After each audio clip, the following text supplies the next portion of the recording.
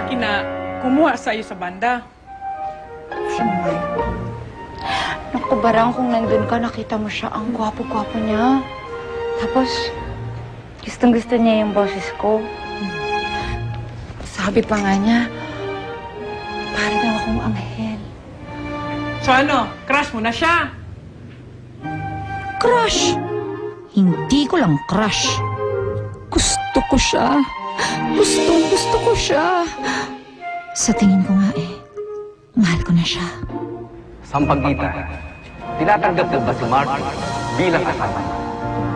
At nangangako ka ba na siya'y pakamamahal at paglilikuran habang mabuhay? Habang buhay? Teka, kakakilala ko lang sa kanya kanina. Sobrang bilis naman yata. Rewind.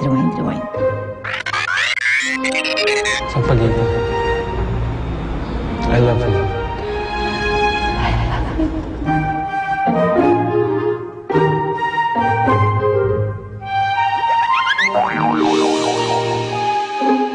Uy, Sampaguita! Sampaguita! Tinatanong kita Crush mo na ba yung Martin na yan? Tiyo. Sus! Hoy, ba't parang kinikiliti ka dyan, Day? Kasi...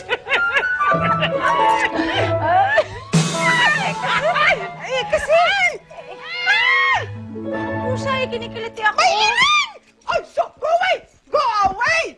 Sus, Iring, ayoko ng pusa. Alam mo, pinapapunta niya ako dun sa bahay nila para daw sa rehearsals mamaya. Basta pakinggan mo yung Them Crooked Vultures. John Paul Jones, pare yung bahista nila. Si Dave Grohl yung nagda-drums. Galing. Ayan na. Diyan na yung bagong singer natin, pare. Pag marinig mo siya, sasabihin mo, she's perfect for the band.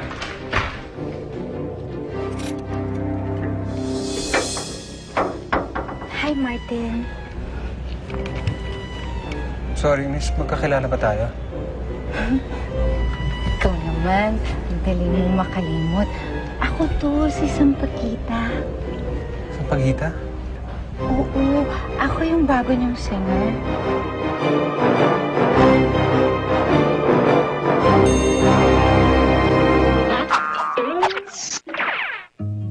Ano itong naririnig ko? Magiging singer ka.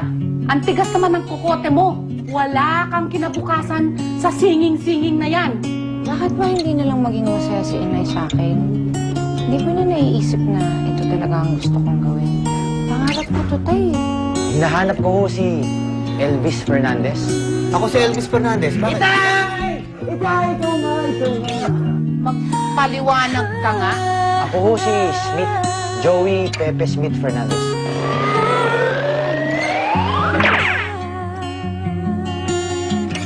Pala, may bibigay ako sa'yo. May gift ka sa akin.